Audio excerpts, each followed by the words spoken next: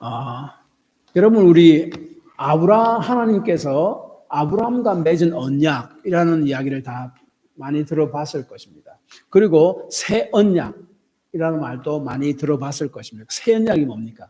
예수 그리스도를 통해서 그 믿는 자와 맺은 언약. 예수 믿는 것이 바로 예수 그리스도와 맺은 새 언약이다. 또 하나님과 맺은 새 언약이라고 신약에서 이야기합니다. 그런데 이 노아 언약에 대해서 우리가 좀 잘 모르는 사람들이 많습니다. 오늘 말씀은 이 노아 언약에 대한 말씀입니다. 왜 노아 언약을 하나님께서 기록하셔서 우리에게 주셨을까? 노아 언약이 무엇인가 하는 것에 대해서 오늘 본문은 이야기합니다. 하나님께서는 그의 창조한 피조물을 축복하시고 보존하시기를 원하셨는데 그것을 노아 언약을 통해서 하나님께서 그렇게 하신 것을 오늘 말씀을 통해서 우리가 알 수가 있습니다.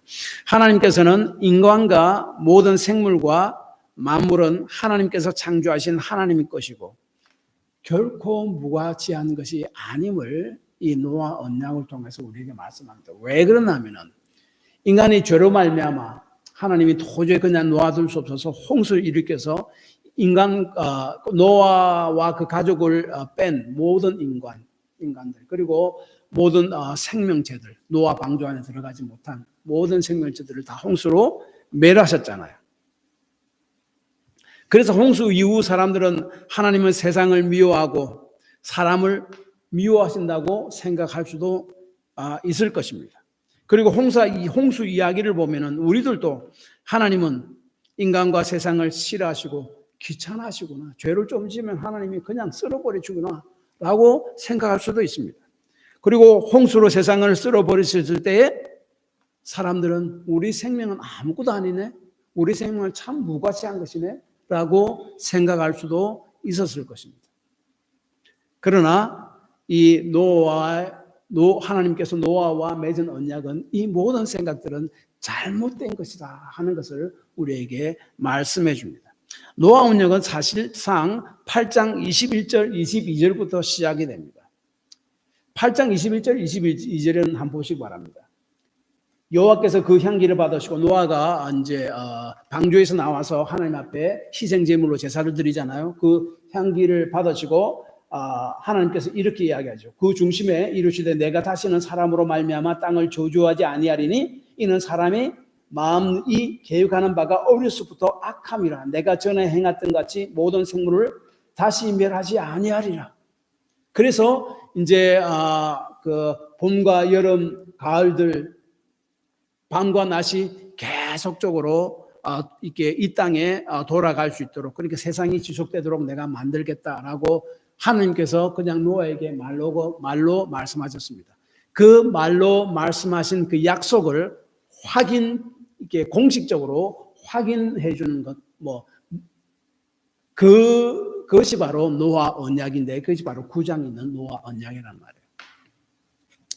그래서 하나님께서 이 8장 21절부터 21절에서 말씀하신 것이 뭡니까? 너희들은 참 죄악에 물들어 있고 지금은 괜찮지만 앞으로 사람들이 점점 불으려면은 사람들이 다시 죄악 속에 빠지게 될 것이다. 그리고 홍수 이전과 같이 온 세상의 죄악으로 가득 덮어질 것이다. 그럼에도 불구하고 이제는 나는 다시 홍수로 사람들을 멸하지 않겠다. 이 세상을 보존할 것이다 하는 것이 이 노아의 이 언약에 중심되는 내용입니다. 그리고 그 약속의 내용을 9장 11절에 보면은 또 똑같이 반복하고 있습니다. 모든 생물을 홍수로 멸하지 아니할 것이라. 땅을 멸할 홍수가 다시는 있지 아니하리라. 그리고 15절에 다시는 물이 모든 육체를 멸하는 홍수가 되지 아니할지라. 8장 21절 22절과 동일한 말씀. 그러니까 8장 21절 22절을 말로 한 것을 이제 이 공식적으로 더 언약을 통해서 확정 지어지는 것이 바로 9장 말씀입니다. 그래서 하나님께서 생각해 보죠. 인간이 다시 죄를 지을 것인데 죄가 이 세상에 만연할 것인데 그럼에도 불구하고 다시는 홍수로 멸하지 않겠다. 그럼에도 불구하고 세상을 보존하고 인간을 보존하겠다라고 하나님께서 약속하신 말씀이에요. 하나님께서는 1절과 9장 1절과 7절에 홍수 이후에 노아와 그의 가족들에게 이렇게 말씀하시죠. 생육하고 번성하여 땅에 충만하라. 이 말씀이 어디에서 나온 말씀입니까? 하나님께서 천지 창조를 하고 난 다음에, 그리고 인간까지 다 만드시고 난 다음에 1장 28절에 인간에게 하신 말씀과 똑같은 말씀입니다. 하나님이 그들에게 복을 주시며 하나님이 그들에게 이루시되 생육하고 번성하여 땅에 충만하라. 다시 말하면 지금 홍수 이후에 노아와 그의 가족들에게 하나님께서, 유일하게 생존한 인간들에게 하나님께서 하신 축복의 말씀이 세상을 창조하고 나서 인간들에게 하신 축복의 말씀과 같다는 말이에요. 다시 말하면 노아 홍수 이후에 모든 세상의 시작은 새로운 창조와 같은 것이다 라고 말씀하고 있는 것입니다. 그리고 그 세상을 앞으로 보존해 나갈 것이다 하는 말씀입니다. 그래서 하나님께서는 인간과 모든 생물과 만물은 하나님께서 창조하신 하나님 것이고 그것은 결코 무가치한 것이 아님을 홍수 세대에 있는 노아와 그의 가족들에게 말씀하시고, 또한 그 홍수의 이야기를 읽고 있는 우리들에게 하나님께서 말씀하신 것입니다. 그래서 이제 모든 동물들이 인간을 두려워하게 함으로 인간을 보존하십니다. 홍수를 겪고 난 이후에도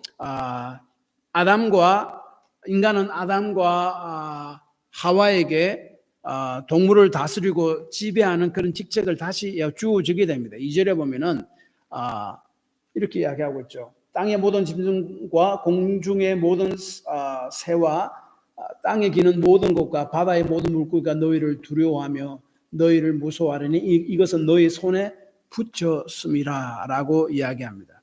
이 손에 붙였다 말은 뭡니까? 영어로 이렇게 넷 바이블은 이렇게 표현하고 있습니다. Under your authority.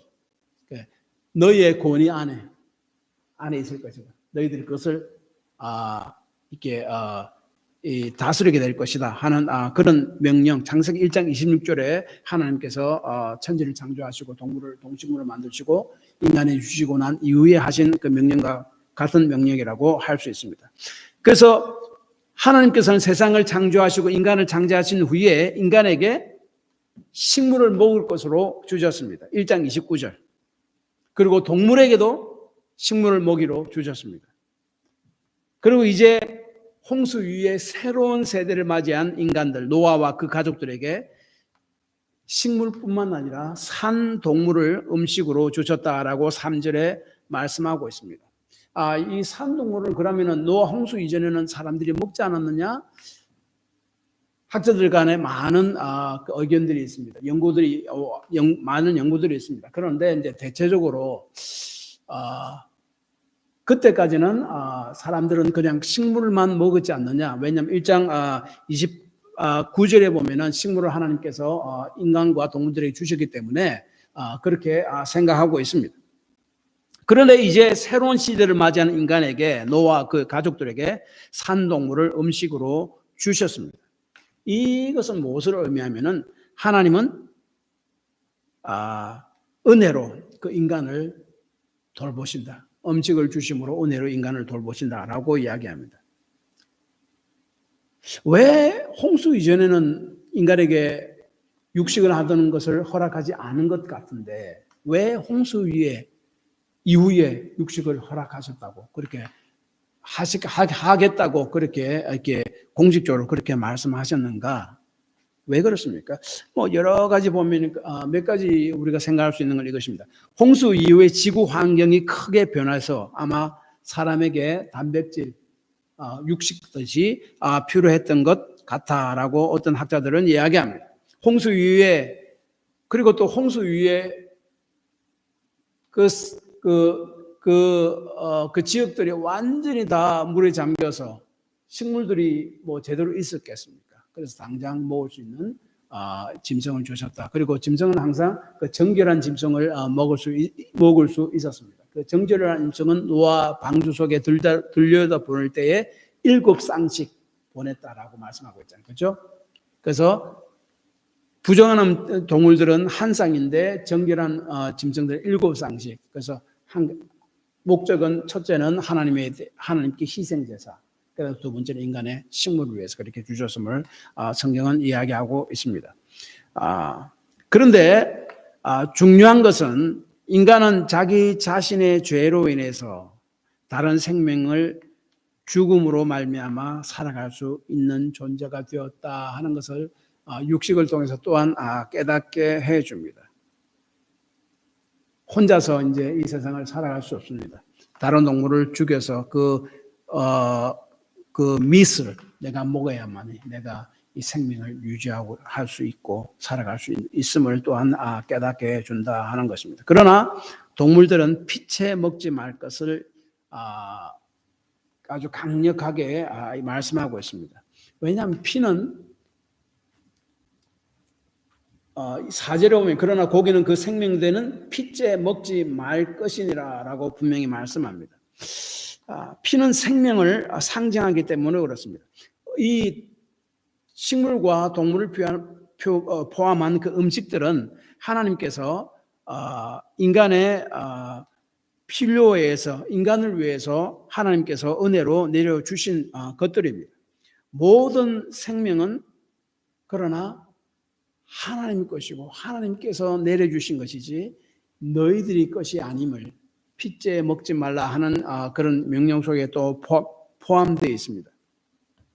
그래서 동물들을 정결한 동물을 인간의 음식으로 주었다 해서 인간이 그 동물을 마음껏 아무렇게나 내가 이렇게 죽이고 이렇게 하지 못하게 하나님께서 그렇게 만드셨습니다. 왜냐하면 모든 생명은 하나님의 것이기 때문에 그것을 기억해라 하는 것입니다.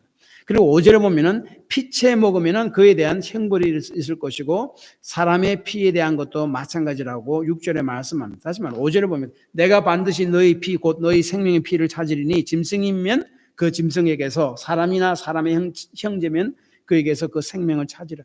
피에 대해서 성경은 구약 성경은 굉장히 강력하게 그리고 민감하게 반응하고 말씀하고 있습니다. 사람은 짐승을 죽일 수는 있습니다. 그러나 사람은 마음대로 죽이면 되지 않는다라고 이야기하고 있습니다. 나중 하나님께서 주신 율법에 만약 짐승이 물거나 들이받아서 사람을 죽이면요, 그 짐승을 반드시 죽여야만 했습니다. 출애굽기 21장 28절에 보면 소가 남자나 여자를 받아서 죽이면 그 소는 반드시 돌로 쳐서 죽일 것이요 그 고기는 먹지 말 것이며 임자는 형벌을 면하려니와. 그래서 그 5절 말씀이 동물들도 만약에 사람을 그렇게 해를 입혀서 사람이 죽게 만들면은 거기에 대한 형벌이 있을 것이고, 그리고 사람도 마찬가지입니다. 사람이 사람을 그렇게 죽게 만들면은 그 핏값을 반드시 찾아야 된다라고 이야기하고 있습니다. 왜냐하면 사람은 하나님의 형상대로 지음받은 고귀한 존재이기 때문이다라고 6절에 말씀하고 있습니다. 그래서 많은 구약학자들이 오늘날에도 사형제도가 맞는 것이냐 맞지 않는 것이냐 많은 논란이 있고, 그리고 지금은 이제 거의 많은 나라에서 사형제도를 있다 하더라도 집행을 하지 않습니다. 우리 한국도 마찬가지입니다. 사형제도는 있는데 그 사형 집행을 하지 않습니다. 그냥 무기징역으로 그냥 이렇게 놔둡니다. 이 사형제도를 이렇게 하지 않는 이유는 사람이 잘못 판단할 수 있잖아요. 그렇잖아요. 그래서 이제 보면은 우리 미국에서도 뉴스 나오는 거 보면 한 20년 전에 어때 살인자로 기소돼서 감옥에 있었는데 20년 후에 DNA 검사를 통해서 그 사람이 무죄라는 것은 그래가지고 나와가지고 눈물 흘리고 막 그런 거 보잖아요. 사람의 그런 완전치 않은 그런 실수가 있기 때문에 사형제도를 하지 않아야 된다라고 이야기하는데, 또한 사형제도는 이거는 정당한 것이다라고 이야기하는 것은 사실 가장 기초적인 그 구절에 바로 본 6절 말씀이에요. 사람의 생명의 피는 하나님께서 그 피로 분명히 되갚아야 된다 하는 이것이 바로 하나의 사형제도의 분명한 또 기초입니다. 그래서 이 모든 것을 왜 이렇게 이야기합니까? 그리고 레위기서 24장 17절에 보면은 사람을 쳐 죽인 자는 반드시 죽일 것이요. 오늘 5절의 말씀과 같은 말씀입니다. 동물이 사람을 죽이면은 동물은 죽이고 그 밑은 먹지 못하고 사람이 사람을 죽이면 거기에 대한 사형이다라고 이야기합니다. 왜냐하면 하나님의 형상을 따라 지음받은 존재가 바로 사람이기 때문이고, 여기서 강조하는 것은 생명의 고귀함입니다. 절대로 생명을 함부로 생각하지 말라 하는 것입니다. 하나님께서는 생존을 위해 은혜로 동물을 음식으로 허락하셨지만은 피채로는 먹지 말라고 말씀하셨습니다. 피채 먹지 말라고 말씀하신 것의 핵심은 하나님은 생명을 존중하신다. 피를 빼면은 뭐 동물이든 사람이든 다 죽잖아요. 피가 바로 생명 자체이기 때문에. 그래서 하나님께서는 생명을 존중하신다는 것을 말할 뿐만 아니라 하나님께서는 그 생명의 주인이 되십니다. 우리가 마음대로 그 생명을 취할 수가 없다라고 말씀합니다. 그리고 또한 이 피를 먹지 말라 이렇게 이야기하는 것은 나중에 동물의 그 정결한 짐승의 피를 따로 구분해서 속죄의 목적으로 사용되기 때문에 그렇습니다. 우리 속죄 제사 드릴 때 뭡니까?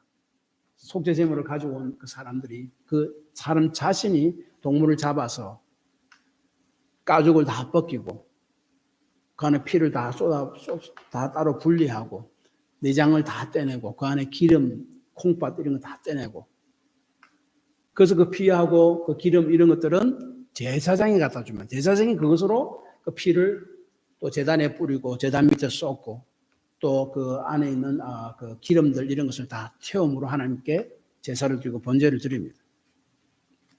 하지만 레위기 17장 11절에도 육체의 생명은 피에 있으므로 이는 내가 이 피를 너희에게 주어 제단에 뿌려 너희 생명을 위하여 속죄하게 하였나니 생명이 피에 있으므로 피가 죄를 속하느니라. 속죄의 용도로 이제 사용되었기 때문에 피에 대해서 하나님께서 아주 엄격한 규정을 정해 놓았습니다. 그래서 구약에서는 피는 생명이기 때문에 인간의 죄에 대한 속죄로 사용되었고 함부로 먹거나 사용하지 못하도록 했었습니다. 그러면은 문제는, 여러분 순댓국 좋아하십니까? 순대 좋아하십니까? 순대 안에 뭐가 들어갑니까? 소피나 돼지피가 들어가잖아요. 선지국밥은 좋아하십니까? 저도 좋아합니다. 그럼 먹으면 안 됩니까? 그러면 스테이크는 어떻습니까? 스테이크 저는 미디엄 레어를 좋아합니다. 거기 보면은 미디엄 레어 하면 뭡니까? 육즙이라 그러지만 그 안에 피도 좀 섞여서 나옵니다. 그건 어떻습니까? 오늘날 하나님께서 피채 먹지 말라고 했는데, 음식법은요 예수님의 오심으로 그것이 다 완성이 됐고 폐지가 되었습니다. 구약 당시에 그 동물의 피의 속죄는요 예수님의 속죄를 가리키는 것이었습니다. 이제 예수님이 오심으로 예수님의 피로 말미암아 동물이 가리키는 속죄는 완성에 대해서 단번에 완성이 되었습니다. 그래서 히브리서 10장 14절 그가 거룩하게 된 자들을 한 번의 제사로 영원히 온전케 하였다. 예수님 자신이 제물이 되어서 십자가에서 피 흘려 돌아가신 그것이 바로 희생제사였다. 단번에 영원히 온전케 했다. 그리고 그 히브리서 10장 18절에 이것을 사셨은즉 다시 죄를 위하여 제사 드릴 것이 없느니라. 예수님께서 십자가에 못 박혀 돌아가신 것은 우리 죄를 위한 속죄 제사였고 피를 흘린 것, 그것은 단번에 영원하게 완전한 것이었다. 그러므로 이 예수님 오신 이후에는 더 이상 동물의 피를 통해서 동물의 피가 우리의 삶을 살고 죄를 속죄하는 데 필요하지 않다는 거예요. 예수님 피로 온전하게 다 끝났기 때문에 그렇습니다. 그러므로 피를 통한 속죄 예수님이 다 이루셨습니다. 그래서 예수님이 피로 말미암아 우리의 속죄의 완성이 되었기 때문에 선지국을 먹고 순대를 먹는 것 더 이상 우리가 따라야 할 법이 아니다 하는 것을 우리가 알 수가 있습니다. 또한 예수님으로 인해 모든 음식은 우리가 말씀을 통해 기도하고 먹으면 깨끗하게 될 것이라고 말씀함으로 음식에 대한 먹을 수 있고 먹을 수 없고 하는 그런 음식법에 대한 규정들이 없어져 버렸습니다. 디모데전서 4장 4절 5절 하나님이 지으신 모든 것이 선하며 감사함으로 받으면 버릴 것이 없나니 하나님의 말씀과 기도로 거룩하십니다. 아멘.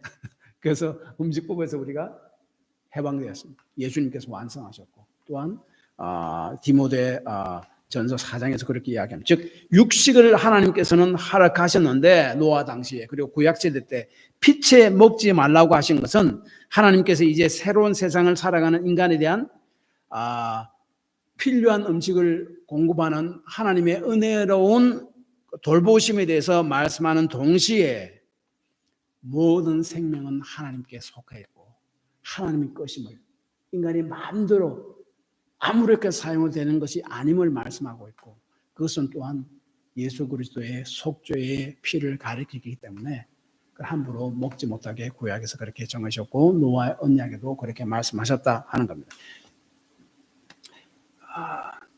결국 하나님께서는 세상 만물을 창조하시고 난 후 인간을 축복하신 그 축복을 홍수 이후의 인간들에게 하심으로 하나님께서는 그가 창조하신 만물을 보존하기 원하셨다. 그 축복이 9장 1절에 있죠. 11절에도 똑같이 반복되죠. 그래서 새로운 창조, 노홍수 이후에 그 창조물을 하나님께서는 결코 아무렇게나 생각지 않고 가볍게 생각지 않고 하나님의 속한 것이고 그래서 그것을 그대로 보존하기 원하신다 하는 것이 노아 언약을 통해서 우리에게 말씀하십니다. 그 다음에 한 가지 더. 노아 언약은 하나님께서 창조하신 만물을 보존하실 뿐만 아니라 그 창조하신 만물을 보존하시는 만물을 새롭게 하실 것이라는 약속을 주어진 것이 바로 노아 언약의 핵심입니다. 그것이 바로 8절에서 17절까지에 나타나십니다. 8절에서 17절까지를 보면은 언약이라는 단어가 7번이나 나옵니다. 성경에서 특별히 구약 성경에서 7이라는 말은 뭡니까? 완전수입니다. 완전하다. 하지만 하나님께서는 그 약속을 반드시 지키겠다 하는 그런 의지의 표시입니다. 그리고 언약을 맺는 것은 사실은 쌍방에 맺는 조약과도 같습니다. 영어로 treaty라고 그러고 또한 contract이라고도 이야기하는데 좀 더 정확히 하면 treaty입니다. 나라와 나라 간의 조약을 맺는 겁니다. 쌍방 간에. 그런데 하나님께서는 9장에서 노아를 통해서 맺은 언약은 인간과 하나님과 쌍방간에 맺은 것이 아니라 하나님께서 일방적으로 맺으신 언약이 바로 노아 언약입니다. 그래서 언약의 표시인 무지개가 나타나면 내가 즉 하나님께서 그 무지개를 보고 그 언약을 기억하겠다라고 14절 15절에 이야기합니다. 그러니까 하나님께서 노아와 언약을 맺는데 언약의 표징을 무지개로 주십니다. 그 무지개 오늘날 이야기하는 그 뭡니까? 게이들의 하나의 상징이 아니라 하나님이 우리를 향한 인간을 향한 언약의 표징인데 그 언약의 표징이 뭡니까? 죄로 인해서 다시는 세상을 홍수로 멸하지 않고 하나님께서 창조하신 만물을 내가 보존해 나가겠다 하는 그 약속입니다. 그래서 하나님이 기억하시는데 인간이 기억하는 것이 아니에요. 14절, 15절 계속 보면은 하나님이 구름 사이에 비가 온 후에 구름 사이에 무지개가 뜨면은 하나님께서 그것을 보고 하나님 자신이 기억하겠다 그래요. 하나님께서 일방적으로 그렇게 하시는 거예요.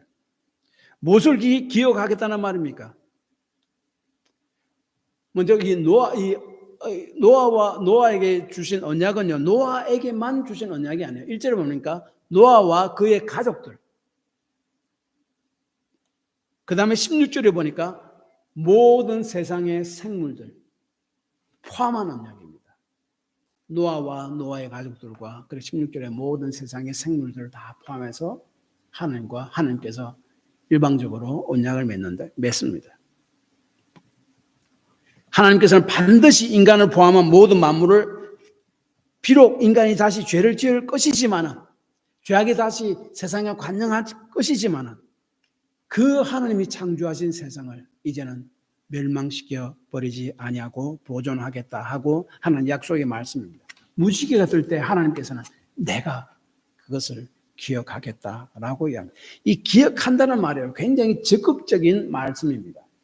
그냥 그래 내가 그렇게 생각할게 그게 아닙니다. 내가 분명히 기억해내서 그것을 이루겠다는 겁니다. 그 기억하는 말씀이 출애굽기 2장 24절입니다. 거기서 이스라엘 백성이 이제 애굽에서 종살이에서 그 고통 때문에 얼마나 힘들었습니까? 하나님께 막 기도하며 부르짖었습니다. 자신을 좀 구원해 달라고. 그때 출애굽기 2장 24절에 보면 이렇게 이야기합니다. 하나님이 그들의 고통 소리를 들으시고 하나님이 아브라함과 이삭과 야곱에게 세운 그의 언약을 기억하사 그리고 행동하십니다. 어떻게 해요? 모세를 불러서 모세를 애굽 왕 바로에게 보내서 적극적으로 이스라엘 백성을 애굽 종대에서 빼내려고 행동하십니다. 그래서 그러므로 하나님께서 기억하셨다는 말은 그냥 막 알겠어, 내가 그냥 생각했다는 말이 아닙니다. 그것을 그대로 이루려고 행동에 옮기고 분명히 그렇게 하실 것이다 하는 그런 하나님의 그 아주 액티브한 행동을 표현하는 말씀입니다.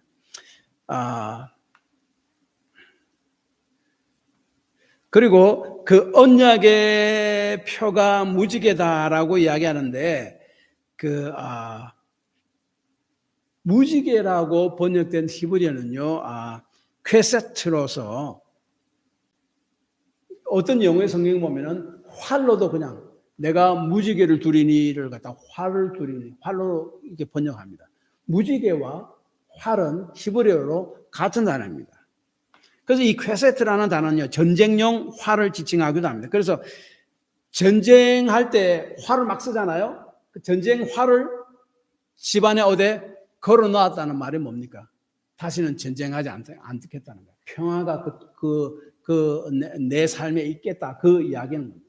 하나님께서 그 무지개를 퀘세트, 전쟁용 활을 걸어 놓는 것, 하늘에 걸어 놓는 것을 이야기하잖아요. 그 말은 뭔가 하면 죄로 인해서 인간을 다시는 그런 피비린 나는 홍수들 그 속에 몰아넣지 않겠다.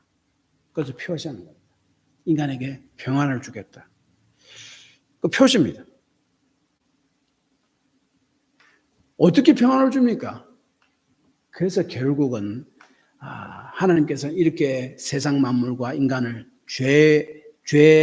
죄가 앞으로 뒤덮일 것임에도 불구하고 8장 21절 22절 그 세상을 보존하겠는데 어떻게 해요? 보존만 하는 것이 아니라 그것을 새롭게 할 것이다 하는 그런 이야기를 이 노아 언약을 통해서 이야기하는데 그 새롭게 하겠다는 약속이 노아 언약 속에 사실은 포함이 되어 있습니다. 그래서 나중 이스라엘 백성이 죄악에 뒤집히잖아요. 그래서 죄악 때문에 회개치 않으니까 하나님 다시 그들을 바벨론 포로로 보냅니다.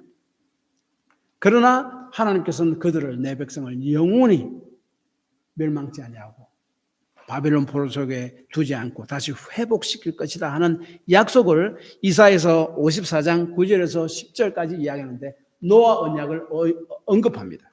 들어보십시오.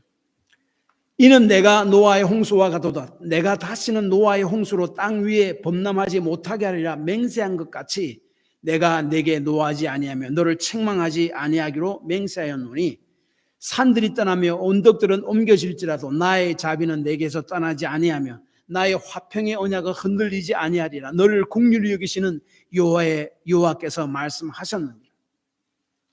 똑같은 말씀은 호사에서 2장 18절에 이렇게 있습니다. 그날에 내가 그들을 위하여 들짐승과 공중의 새와 땅의 곤충과 더불어 언약을 맺으며 또 이 땅에서 활과 칼을 꺾어 전쟁을 없이 하고 그들로 평안히 눕게 하리라. 다시 노아 홍수 심판 하제 그 맹세를 노아 맺은 그 언약의 맹세를 이스라엘의 회복과 구원과 연결시킵니다. 이스라엘 회복과 구원은요, 예수 그리스도께서 가져다 주시는 구원과 직접적으로 연결이 되어 있습니다. 그러니까 이스라엘의 바벨론 포로 갔다가 다시 회복되는 것은 결국은 우리 인간이 죄로 말미암아 사단의 종된 데서 회복시키고 구원하고 하나님의 자녀로 만드신 그것을 가리키고 상징하고 실제로 그렇게 되었습니다. 우리 모든 죄를 다 찢어주시고 다시 회복시키는 그 예수 그리스도의 구원과 밀접한 관계가 있습니다. 그래서 노아 언약을 통한 세상의 보존의 약속은 예수 그리스도를 통한 죄악과 죄악된 인간과 세상을 새롭게 해서 구원하시는 하나님의 약속을 가리킵니다. 그러니까 노아 언약은 이 만물을 하나님께서 만드신 만물을 비록 죄에도 불구하고 다시 멸망시키지 않고 보존시켜서 새롭게 할 것이다 하는 약속을 우리에게 주어지는 겁니다. 이 약속이요, 예수를 믿는 저와 여러분에게 이미 주어졌습니다. 히브리서 13장 20절 21절 이렇게 이야기합니다. 양의 큰 목자이신 우리 주 예수를 영원한 언약의 피로 죽은 자 가운데서 이끌어내신 평강의 하나님이 모든 선한 일에 너희를 온전케 하사 자기 뜻을 행하게 하시고 그 앞에 즐거운 것을 예수 그리스도로 말미암아 우리 가운데서 이루시기를 원하노라. 영광이 그에게 세세 무궁토록 있을지어다. 아멘.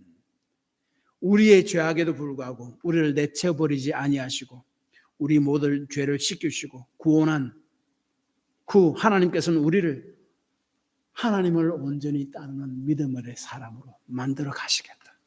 그래서 천국으로 인도하시겠다 하는 약속의 말씀이 이 히브리서 13장의 말씀입니다. 결론적으로 얘기했습니다. 그러므로 하나님께서 노아와 그 자손들과 모든 생물들과 맺은 언약, 노아 언약은 비록 세상은 다시 죄로 물들 것이지만 그 죄로 물든 세상을 보존해서 결국에는 예수 그리스도를 통해서 새롭게 하시겠다는 하나님의 약속이 그 속에 주어져 있습니다. 예수를 믿는 저와 여러분은 지금 그 약속이 이루어진 가운데 살고 있고, 그 약속은 우리가 이 땅에 살면서 때때로 죄로 넘어질지라도, 죄악 가운데 넘어질 삶들을 살지라도 하나님께서 우리를 다시 일으켜서 점점 하나님의 길로 가게 만들어 결국 영원한 천국에 이르도록 하겠다는 하나님의 약속을 보여줍니다. 그래서 로마서 8장 31절 34절 이렇게 이야기합니다. 그런즉 이 일에 대해서 우리가 무슨 말하리요? 만일 하나님이 우리를 위하시면 누가 우리를 대적하리요? 자기 아들을 아끼지 아니하시고 우리 모든 사람을 위하여 내주시니까 어찌 그 아들과 함께 모든 것을 우리에게 주시지 아니하겠느냐? 누가 능히 하나님께서 택하신 자들을 고발하리요? 어렵다 하시니는 하나님이시니 누가 정죄하리요? 죽으실 뿐 아니라 다시 살아나신 이는 예수 그리스도니 그는 하나님 우편에 계신 자요 우리를 위하여 간구하시는 자요. 비록 인간이 죄를 범하고 범해서 그 죄 가운데 거할 것을 아시지만은 그 인간과 세상을 보존하신 것, 그리고 그것을 다시 새롭게 하시겠다고 약속한 것, 노아의 언약 속에 있습니다. 하나님께서는 그 믿는 자가 비록 부족하더라도 그 믿는 자를 보존하시고 완전히 새롭게 하셔서 결국엔 천국에 이르게 할 것이라는 메시지를 노아 언약은 우리들에게 이야기하고 있다 하는 것을 기억하시고 기도합니다.